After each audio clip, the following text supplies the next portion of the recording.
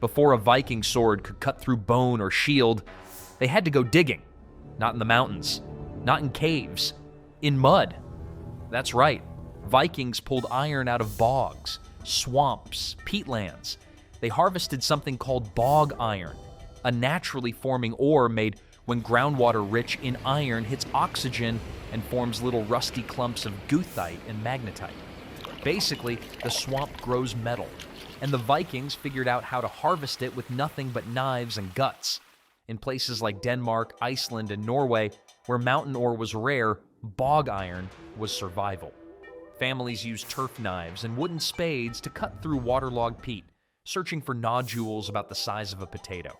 If it felt heavy, looked reddish-brown, and gave a dull thunk when tapped, it was good. Most nodules weighed between 0.5 to 2 kilograms, but here's the catch.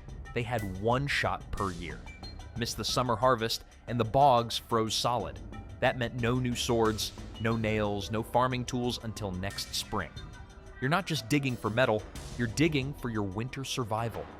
At L'Anse aux Meadows in Newfoundland, dated 1021 AD, archaeologists found proof that Norse settlers used this exact method to smelt iron in North America. And in seasonal iron farms across Scandinavia, families might collect 10 to 40 kilo of nodules, just enough to make one sword, if that. And yes, bog iron was renewable. Give it 20 to 30 years and it regrows like a metal crop. But these clumps were full of sand, roots, and decay. They weren't iron yet, not by a long shot. So how did the Vikings turn swamp sludge into deadly steel? Without electricity, machines, or even thermometers. Step inside the bloomery furnace. So now you've got your iron-rich mud. Congrats. It smells like a swamp, weighs like a bowling ball. And it's completely useless. To turn this rust-stained sludge into metal, Viking blacksmiths had to fire it inside something called a bloomery furnace.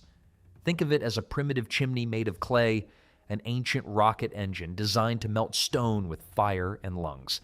The setup was brutal. Clay walls, stone lining, and a vent pipe called a tuyere funneled air into the core. You'd fill it with alternating layers of bog iron and charcoal, fire it up, and then man the bellows for 6 to 8 straight hours, non-stop. If you stopped pumping, the fire died. If you pumped too hard, the furnace collapsed. And if the tuyere, a narrow clay air pipe, got blocked, the furnace could flood with smoke and ash, choking the fire and ruining the entire batch. To get iron to smelt, the furnace had to hit 2012 to 2372 degrees Fahrenheit. Hot enough to warp modern tools, and it had to stay there. This wasn't a forge, it was a metal volcano. Now here's the kicker, even after all that labor, you didn't get molten metal. You got a spongy, half-solid lump called a bloom. Iron mixed with molten glassy waste called slag. Modern smelting uses liquid metal. Viking smelting? You had to hammer the bloom while red hot to even make it usable. Yields? Not great, you might need 15 kilos of bog ore just to get 3 kilos of bloom. To put it into perspective, only 10 to 20% of the bog ore became usable iron. That's like processing an entire wheelbarrow of mud for one axe head. And if the tuyere clogged or the airflow slipped, the whole batch was ruined. But when it worked, that glowing bloom was the heart of a future weapon. The bad news? It's still soft, impure, and full of garbage. So now the real test begins. Can it survive the hammer? Pulling the bloom from the furnace wasn't victory. It was a half-cooked mess. A sponge of iron riddled with slag, charcoal, and gas bubbles. Soft in some places, brittle in others. And if you tried to forge a sword with it now, it would snap like dry bread. So Viking blacksmiths got to work. Fast. They'd reheat the bloom in the forge and hammer it relentlessly on an anvil, a process called consolidation. Every strike squeezed out slag and pressed loose fragments into a dense block. Sparks flew, and molten impurities hissed from the iron like angry ghosts. A typical bloom might weigh 3 to 6 kilos, but only 2 to 5 kilos of that was usable metal, barely enough for a single sword. The rest, waste. Once cleaned, the bloom was chopped into smaller chunks called billets. Each billet could be reworked for different blade sections: spine, edge, core. This is where raw force met precision. And then came the real magic. pattern welding. To make a strong, flexible blade, smiths twisted and folded together multiple rods of iron and steel, sometimes up to 6, then forge welded them into a unified bar. The result? A blade with alternating bands of light and dark metal like ripples in water.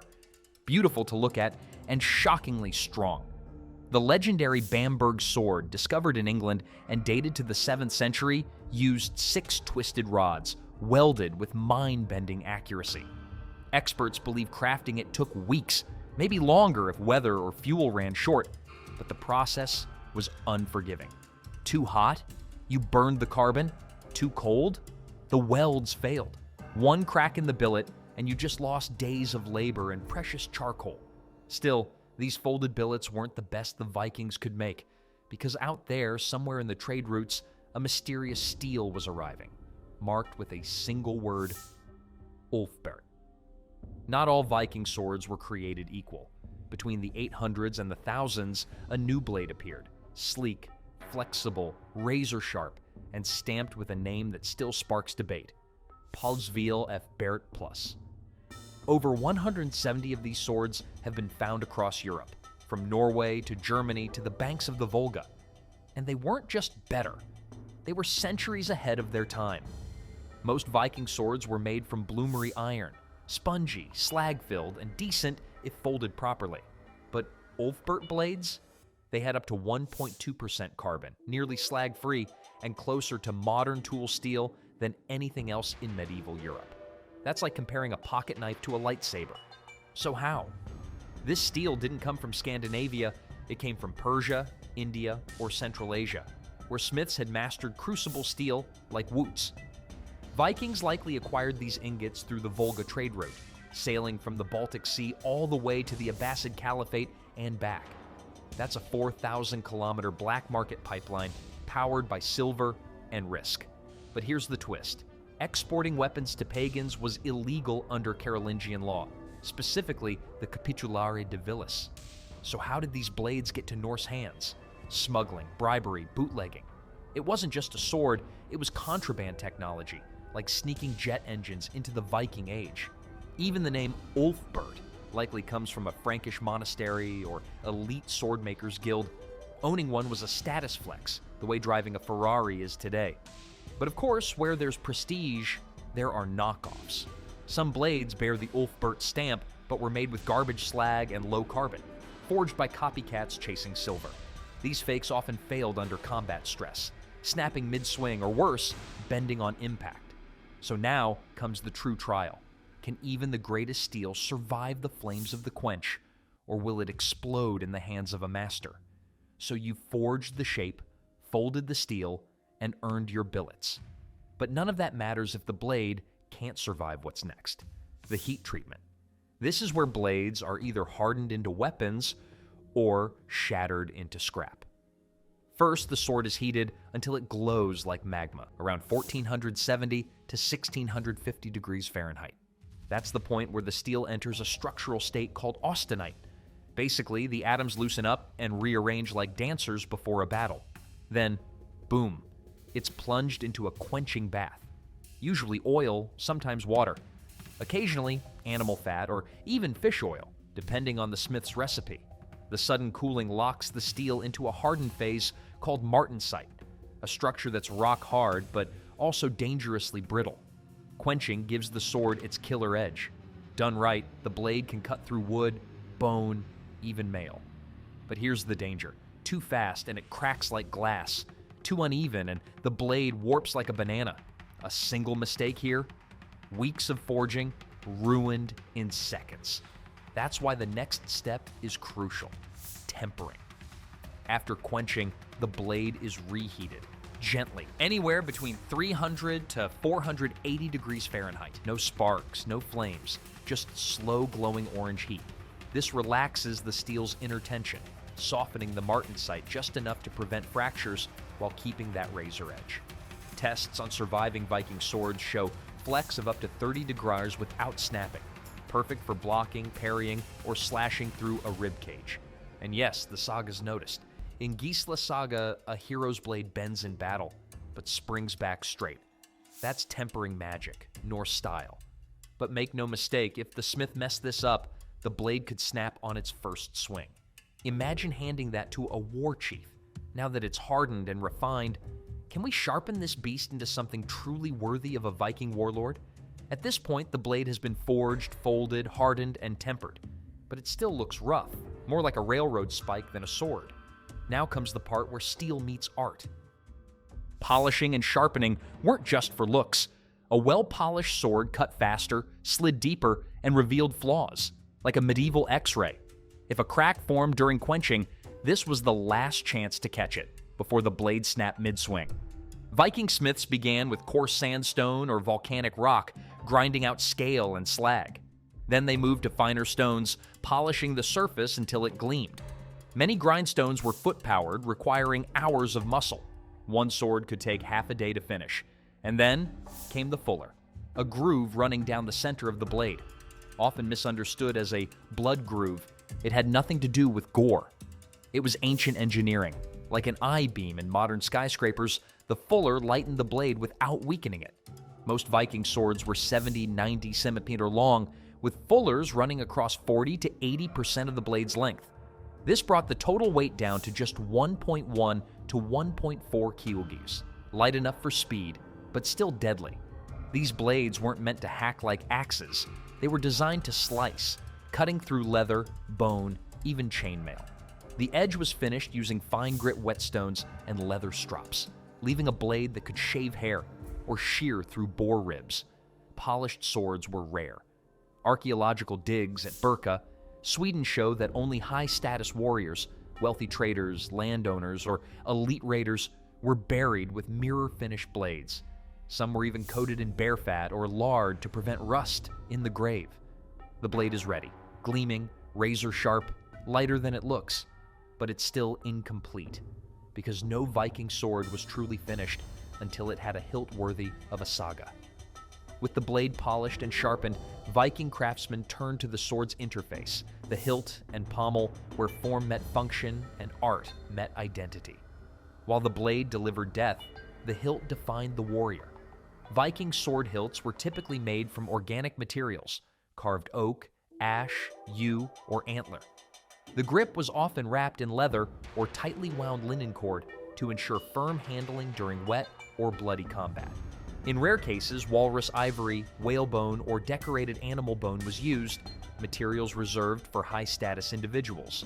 The average Viking hilt measured 10 to 15 centimeters, suitable for one-handed use. Unlike later medieval swords, Vikings didn't favor elaborate crossguards. Instead, they used short, straight guards, typically 6 to 8 centimeters wide, forged from iron or bronze, to prevent the hand from sliding forward onto the blade. Pommels fixed at the top of the hilt were both practical and symbolic. Functionally, they balanced the blade and locked the hilt in place. This was achieved by peening, where the blade's tang was hammered over the pommel, effectively sealing the sword. Archaeologists used the Peterson typology, developed in 1919, to classify Viking pommel styles. There are over 26 types labeled A to Z, dating from the 8th to the 11th century. For example, Type S, lobed pommels common in Norway. Type X, trilobate style found in Anglo-Scandinavian England. Type M, widespread in Sweden and the Baltics. Some pommels were decorated with silver inlay, copper wire, or niello engravings.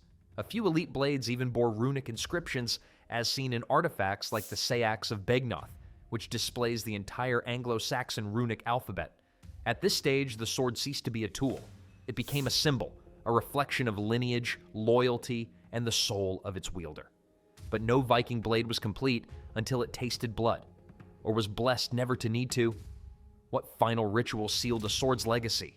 The blade is forged, hardened, polished, hilted, but no Viking sword ever left the forge without facing its final trials, both of steel and of spirit. First came the combat tests. Smiths would swing the sword against wooden shields, sometimes even mail shirts, not to destroy, but to listen. A ringing blade meant balance. A dull thud, hidden cracks.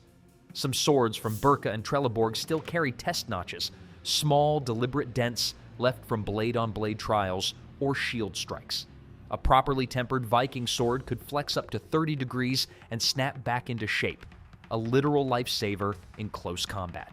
And with most swords weighing between 1.1 and 1.5 kilograms, their center of gravity just 5 to 10 centimeters from the crossguard, they were light enough for fast strikes, but heavy enough to punch through bone and boiled leather. But these blades weren't just tools. They were vows, spirits, and battle companions. According to Egil's saga and other Norse sources, warriors named their swords like family. Blades were sworn upon, oaths of blood, vengeance, or loyalty carved into iron.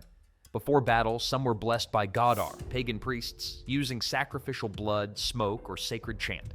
The goal? To bind the sword's fate to the gods, usually Odin or Tyr. In death, the sword didn't retire. It was killed, bent, snapped, or burned before burial. Not out of disrespect, but to release its spirit or prevent it from being used by thieves or enemy souls. Bent swords have been found across Sweden, Denmark, Finland, and even deep into Baltic warrior graves, some dating back to the Vendel period, 550-790 AD. So, if you had to carry one Viking sword into battle, would you forge it with your own hands, or trust the gods to choose it for you? But here's the twist. Most Vikings never even made it to battle, because before they could swing a sword, they had to survive the cold, the hunger, and the grind of daily life. That's where the real weapons came in. Click here to watch 10 Viking tools that could save your life today. It might just be the reason you'd live long enough to lift that sword in the first place.